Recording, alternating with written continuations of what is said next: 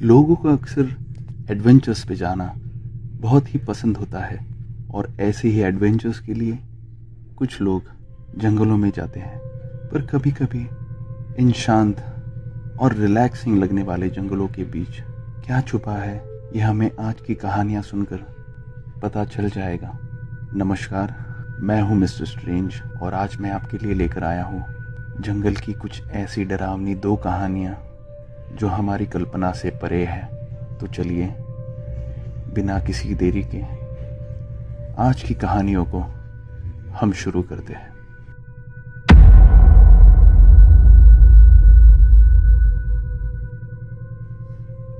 मैं एक fire fighter हूं। मैं एरिज़ोना में रहता हूं। अगर आपको एरिज़ोना के बारे में कुछ मालूम है तो आपको पता होगा कि ये जगह उस घने जंगलों के लिए फेमस है।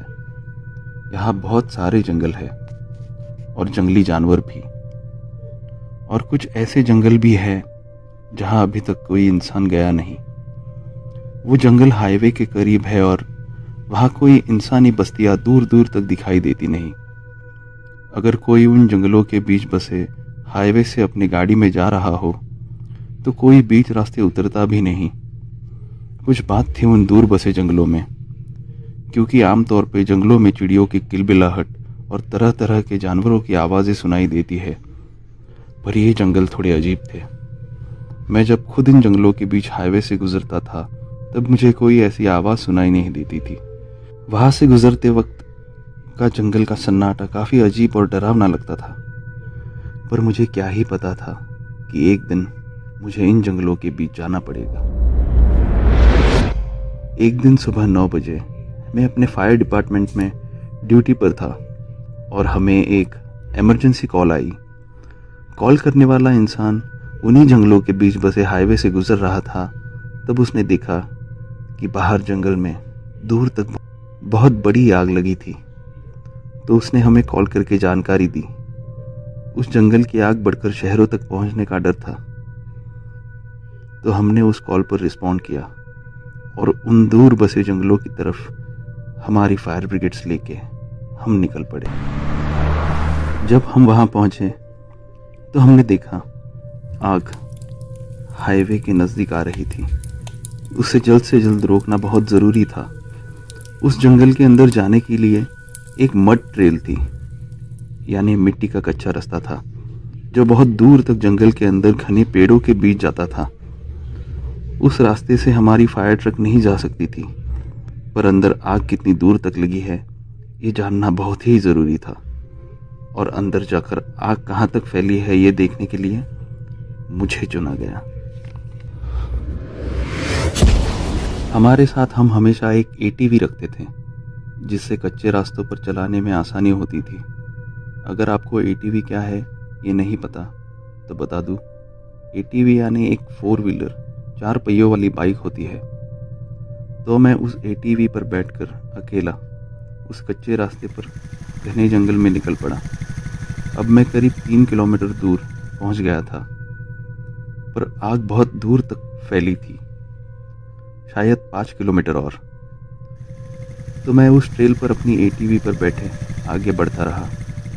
अचानक मैंने देखा मेरे रास्ते की दाईं तरफ के जंगल की ओर, जहां आग नहीं लगी थी, वहां दूर कुछ 20 फीट आगे एक माउंटेन लायन खड़ा था, जिसे जंगली बिल्ली भी कहते हैं। वो एक साधारण बिल्ली की तरह नहीं होती। उसका आकार करीब करीब एक चीते की तरह होता है। मैं रुक गया। मैंने सोचा अगर मैं थोड़ी सी भी हलचल करूं तो वो मुझ पर अटैक कर देगा। वो मेरी तरफ देख रहा था। कुछ 1 मिनट बाद वो चलकर मेरे रास्ते के सामने मुझे देखते हुए जंगल की बाईं तरफ बढ़ रहा था जहां आग लगी थी। उसने अपनी नजर एक बार भी झुकाई नहीं, जैसे वो मेरी आत्मा में झांक रहा हो। मैं काफी डर गया। अचानक वो एक पेड़ पर चढ़ा, जिस पेड़ की डाली रास्ते के बीचों बीच लटक रही थी। वो मुझे घूरता हुआ उस डाली पर बैठ गया। अब अगर मुझे आगे बढ़ना है तो मुझे ठीक उस डाली के नीचे से गुजरना था। जहां वो माउंटेन लायन मेरी राह देख रहा था। मैंने धीरे से अपना सेल फोन अपनी जेब से निकाला, मेरे साथियों को कॉल करने के लिए जो वहां आग बुझा रहे थे। पर मैंने देखा वहां पर बिल्कुल भी नेटवर्क नहीं था। फिर मैंने देखा कि वो माउंटेन लायन अब भी मुझे देख ही जा रहा था और अचानक उसने अपना मुंह खोला और जोर से चीख पड़ा। मैं घबरा गया। मैंने सोचा जो चाहे हो जाए। मैंने ठान ली थी कि वो आग कहाँ तक लगी है वो देखे बिना मैं वापस नहीं लौटूंगा। और मैंने अपने बाइक के एक्सीलरेटर को बढ़ाया और घबराते हुए उस डाली के नीचे से निकल गया। मैंने तेजी से बाइक आगे बढ़ाते हुए पीछे देखा तो वो माउंटेन लायन पीछे मुड़कर मेरी तरफ ही देख रहा था और वापस चीखने लगा। मैं आगे बढ़ गया। कुछ देर आगे बढ़ने के बाद मेरी जान में जान आई। फिर मैंने देखा कि आग अब आगे दिख नहीं रही है, तो मैं वहां रुका, अपनी एटीवी से उतरा और फिर चेक किया कि आग इस इलाके में नहीं है, पर वो कभी आगे बढ़कर इस इलाके को भी अपनी चपेट में ले सकती है। मैंने वापस जंगल से बाहर जाकर मेरे ऑफिसर्स को जल्द से जल्द रिपोर्ट करना जरूरी समझा। जैसे ही मैं अपनी एटीवी पर वापस बैठने जा रहा था, मैंने देखा दूर जंगल के अंदर एक लकड़ी से बना टूटा हुआ घर था। मैं हैरान हुआ कि इस सुनसान जंगल में भला ये घर कैसे बना हुआ है। मुझे कुछ समझ नहीं आ रहा था। मैं उस घर की तरफ बढ़ा। उस घर की हालत बहुत ही बुरी थी। उसकी लकड़ियां सड़ गई थी, उस पर बहुत ही जाले थे। मैंने खिड़की के अंदर झांक के देखा तो अंदर कोई सामान या इंसान कुछ नहीं था और घर से अजीब बदबू भी आ रही थी। मैं सच में बहुत ही कंफ्यूज था कि ये किसने बनाया होगा और क्यों। ज्यादा ना सोचते हुए मैंने वापस जाकर अपने ऑफिसर्स को रिपोर्ट करना जरूरी समझा। मैं एटीवी पर बैठ वापस जाने के लिए निकल पड़ा। दोपहर के 3 बज चुके थे और मैं उस रास्ते पर बढ़ता जा रहा था। एटीवी चलाते वक्त मैंने सोचा, क्या वो माउंटेन लायन अभी भी वहां मेरी राह देख रहा होगा? मैं तो उसके बारे में भूल ही गया था। पर वापस वहां से गुजरने के अलावा मेरे पास और कोई चारा नहीं था। फिर कुछ देर बाद दूर मुझे वो डाली नजर आने लगी जहां वो बैठा था। मैंने अपनी स्पीड कम की और सोचा मुझे यहां से सतर्क होकर गुजरना होगा। फिर जो मैंने देखा वो देखकर मेरे होश उड़ गए। मैं उस रास्ते पर रुका क्योंकि इस बार जहां वो डाली थी उसकी दाईं तरफ रास्ते के कोने में वो माउंटेन लायन खड़ा था और उसके साथ एक औरत खड़ी थी। मेरा दिल दहल उठा। उस औरत ने आदिवासियों जैसे कपड़े पहने थे। पूरे शरीर पर सफेद राख जैसी चीज लगी थी। उसकी बड़ी बड़ी डरावनी आंखें मुझे घूर रही थी और जैसे वो माउंटेन लायन उसका पाला हुआ जानवर था। उसके हाथ में कुछ नोकीली चीज थी। वो क्या था मुझे दिख नहीं रहा था, पर जो भी था यकीनन अच्छा नहीं था। उसकी डरावनी लाल आंखें मुझे घूर रही थी और मेरी डरी हुई आंखें उसे। मैं मन ही मन सोचने लगा, आज मैं यहां से जिंदा नहीं लौटूंगा। ये दिन मेरा आखिरी दिन होगा। मैं डरा हुआ वहां पर मौत को सामने देखते हुए बस खड़ा रहा। मेरी आंखों से आंसू आने लगे। फिर अचानक उस औरत ने अपने हाथ में रखी नुकीली चीज गुस्से में उस पेड़ में घुसा दी। वहां पेड़ जिसकी डाली उस रास्ते के ऊपर जो बीचों बीच आती थी, ठीक उसी पेड़ पर। फिर वो जैसे एक बंदर की तरह कूद कूद कर उस डाली पर चढ़ी। मेरी तरफ बिना नजर हटाए उस डाली पर बैठ गई। मैं उसकी ये कूदने की तकनीक देखकर अचंभित हुआ। कोई दो पैरों पर चलने वाला इंसान भला ऐसा कैसे कर सकता है? पर धीरे धीरे मैंने वही सोचा जो पहले सोचा था, चाहे जो हो जाए मुझे उसके नीचे से गुजरना ही होगा। मुझे सिर्फ एक मौका ढूंढना था। फिर जो हुआ उसने मेरे पूरे बदन के रोंगटे खड़े कर दिए। ठीक उसी माउंटेन लायन की तरह इस औरत ने अपना मुंह खोला और जोर से चीखने लगी। मैंने जान की परवाह किए बिना अपनी एटीवी स्टार्ट की और एक्सीलरेट करके तेजी से उस डाली के नीचे से निकल गया। तेजी से जाते वक्त वापस पीछे देखा तो वो रास्ते के बीच उतर गई थी और अपना सर टेढ़ा मेढ़ा करके मुझे जैसे अचंभित होके देख रही थी। पर मैं बिना रुके वहां से निकल गया और सीधा जंगल से बाहर आया। बाहर आकर देखा तो सारे मेरे कलीग्स आग बुझाने में लगे थे। मैंने अपने ऑफिसर्स को अंदर जंगल के आग फैलाव के बारे में रिपोर्ट की। उन्होंने कहा, घबराने की कोई बात नहीं, हम हेलीकॉप्टर्स और छोटे विमानों के जरिए आग काबू में लाने की सोच रहे हैं। मैंने कहा ठीक है और अपने साथियों संग आग बुझाने लग गया। मैंने पहले सोचा उस जंगल में जो कुछ हुआ वो सब इन्हें बता दूं, पर वो आग बुझाने में बहुत ही बिजी थे और मैं किसी पागल की तरह दिखना नहीं चाहता था, क्योंकि मैं नहीं जानता था कि अगर मेरी बात पे कोई यकीन करेगा या नहीं करेगा।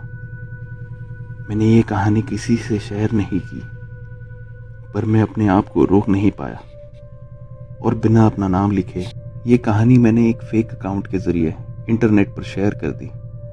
तब मेरे मन को शांति हुई कि हाँ, कोई तो अब मेरी कहानी सुन रहा होगा और मेरे इस डरावने एक्सपीरियंस को जी रहा होगा। मैंने कभी उस औरत के बारे में जानने की या वहां वापस जाने की नहीं सोची। मैं इस चीज से कोई लेना देना नहीं चाहता था। बस ये जानता था कि ये दुनिया बड़ी अजीब है और ऐसी बहुत सी चीजें जंगलों में घूम रही है जो हमारे समझ से परे है। और मैं ये भी जान गया था कि जंगल में वो जो सड़ा हुआ बदबूदार घर था वो किसका था।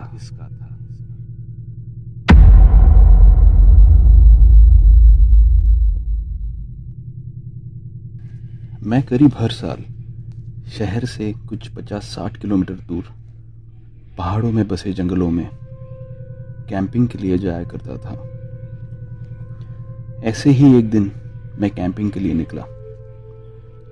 मैं कैंपिंग के लिए अपनी पिकअप ट्रक और अपने हाउंड कुत्ते को लेकर निकल पड़ा।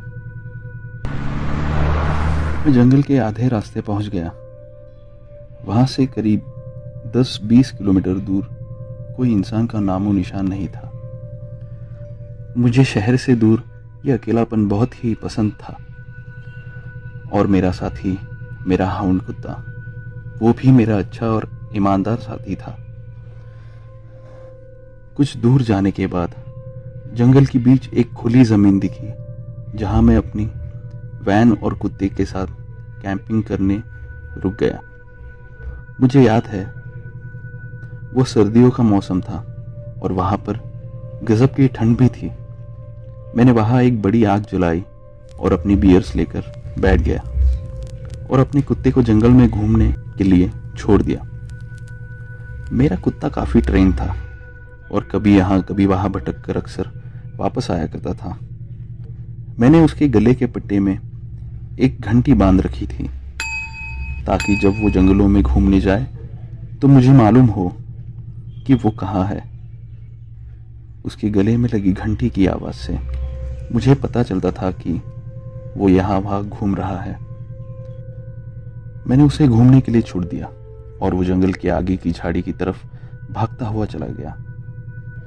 मैं अपनी जलाई हुई आग के यहाँ बैठा रहा और अपनी बियर्स पीता रहा। करीब 40 मिनट हुए थे शायद कि मुझे अपने कुत्ते की घंटी की आवाज़ नहीं आई।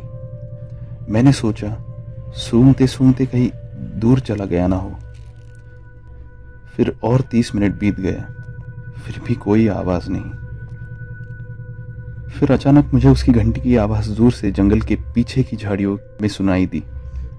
मैं सोच में पड़ा कि ये जंगल के आगे की तरफ भाग गया था, अचानक ये पीछे कैसे चला गया। मैं उठा, पीछे की झाड़ियों में बढ़ा और उसे आवाज़ देने लगा।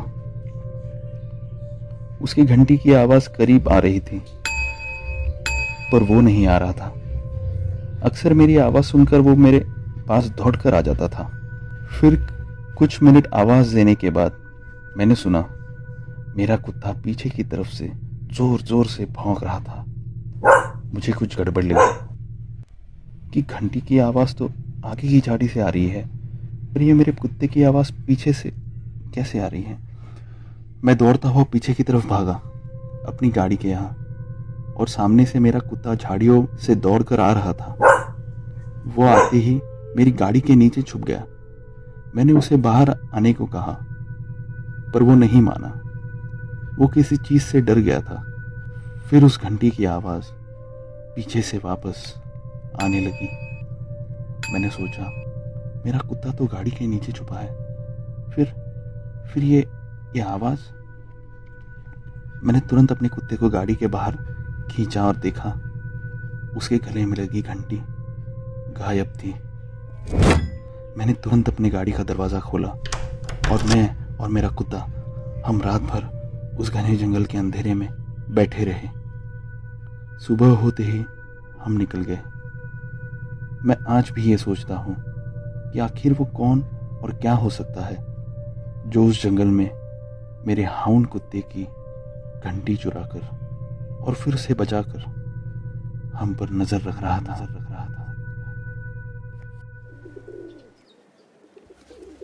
और इसी के साथ हमारी आज की कहानियों का सिलसिला यहीं पर ख़त्म होता है। आज की हमारी ये 2 कहानियाँ आपको कैसी लगी ये आप हमें कमेंट बॉक्स में ज़रूर बताइए। और अगर आपको कहानियाँ अच्छी लगी हो तो हमारे वीडियो को लाइक ज़रूर करिए और सब्सक्राइब करना मत भूलिए, और उस बेल आइकन को भी दबाइए ताकि हमारी अगली वीडियो के अपडेट्स आपको मिलती रहे। तब तक के लिए अपना ख्याल रखिए। धन्यवाद।